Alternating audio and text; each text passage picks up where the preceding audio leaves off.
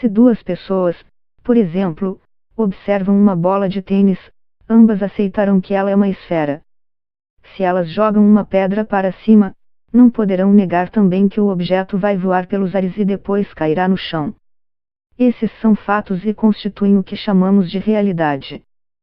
São coisas que continuarão sendo verdadeiras, independentemente de quem as observa, ou mesmo se ninguém as observar. A questão, no entanto, se complica quando mudamos nosso foco para escalas nanométricas em que, de acordo com a física quântica, as regras que regem nosso mundo parecem não se aplicar da mesma maneira. Nesse nível, acontecem coisas estranhas que até agora só foram formuladas de maneira teórica, mas um grupo de pesquisadores afirma que, pela primeira vez, foi capaz de demonstrar em um experimento que no nível quântico não há fatos objetivos e que a realidade depende de quem a vê. No teste realizado com eles, Alice e Bob recebiam uma mensagem, que nesse caso era um fóton, ou seja, uma partícula quântica da qual a luz é composta. Eis o que surpreendeu os pesquisadores, apesar de Alice e Bob terem enviado a mesma informação a Amy e Brian, os dois últimos a interpretaram de maneira diferente. O processo é bastante complexo, mas poderia ser exemplificado como um telefone quebrado em que uma mesma mensagem se transforma à medida que passa de uma pessoa para outra. Este resultado está relacionado a um conceito de mecânica quântica que diz que as partículas podem se entrelaçar e mudar dependendo de quem as observa. Quando falamos de fatos na vida real, são coisas que podem ser verificadas muito rapidamente. O que estamos dizendo é que na teoria quântica, em um nível profundo, os fatos não são objetivos. Os fatos existem, mas podem ser subjetivos. Na ciência, é muito importante que haja fatos sobre os quais todos possamos estar de acordo, que é o que permite o desenvolvimento científico. Ocorre que, na teoria quântica, talvez esse não seja o caso, ou seja, diferentes observadores podem ter acesso a diferentes fatos que podem coexistir entre eles.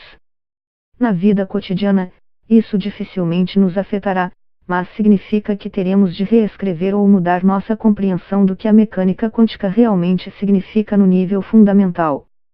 Eu vi gente tomando este experimento como uma forma de dizer que existem realmente fatos alternativos. Essas pessoas sempre vão dizer o que se encaixa em suas crenças, mas nada do que vimos em nossa pesquisa sustenta essas afirmações, disse Federici. Ainda há debate sobre se sistemas quânticos têm uma realidade. Esse experimento não redefine o que é a realidade, mas questiona como percebemos essa realidade e afirma que a realidade observada por um indivíduo pode não ser a mesma que outro observa. Os cálculos usados na ciência não marcam uma linha entre o quântico e o que chamamos de clássico. As fórmulas não nos dão uma regra sobre em que ponto exatamente as coisas deixam de ser clássicas. Em teoria, eu poderia descrever qualquer coisa, incluindo o universo inteiro, como um sistema quântico. No entanto, experimentalmente ainda estamos tentando descobrir se existe uma fronteira. Até agora, os sistemas que temos conseguido ver que são regidos pela mecânica quântica são muito pequenos, são sistemas de nanogramas ou microgramas. Eu poderia descrever uma bola de tênis usando as regras da mecânica quântica, mas o que acontece é que as propriedades quânticas que ela possui são imperceptíveis em um objeto tão grande. As quantidades obtidas do tratamento quântico deste grande objeto tão grande nos dizem que os efeitos quânticos nessa escala simplesmente não podem ser observados no mundo real. Isso não significa que não seja quântico, apenas significa que os efeitos não são visíveis nessa escala. Mas, atualmente, não podemos dizer se a bola de tênis é um sistema clássico ou um sistema quântico. Gostaríamos de aplicar este experimento com observadores cada vez maiores, talvez um dia com observadores conscientes. Talvez falhe, nesse caso podemos concluir que na verdade existe uma escala acima da qual a mecânica quântica já não se aplica.